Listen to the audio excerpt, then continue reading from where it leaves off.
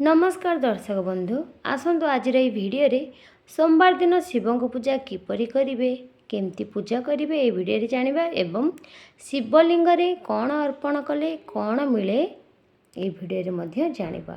प्रथमटी होची शिवलिंग उपरे कंचा चाउल अर्पण करने द्वारा धन आसी थाए। 2 नंबर राशि अर्पण कले समस्त पाप विनष्ट हुए बोली विश्वास करा जाए। 3 नंबर शिवलिंग उपरे घी अर्पण करी दीर्घ दिनर समस्या जहाँ रही ताहा दूर होता है।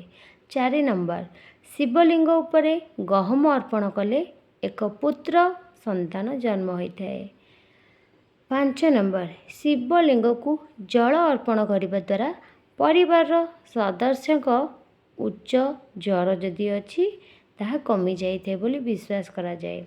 6 नंबर शिवलिंग रे चीनी सहित मिश्रित क्षीर माने चीनी एवं क्षीर को मिसेकी जदि आपण माने अर्पण करुचंती शिवलिंग रे ताहले पिल्ला मानकर मस्तिष्क तीक्ष्ण होता है।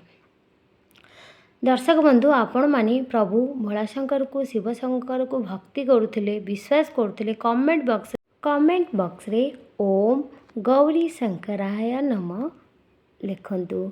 यह लेखिबा द्वारा आपण मानकर सबु दुख कष्ट दूर हेबो। 7 नंबर शिवलिंग उपरे आखु रस अर्पण कले समस्त सांसारिक सुख प्राप्ति होता है। 8 नंबर शिवलिंग उपरे गंगा जल अर्पण कले भौतिक सुख सह मनीष जन्मरु मोक्ष मध्य प्राप्ति होता है।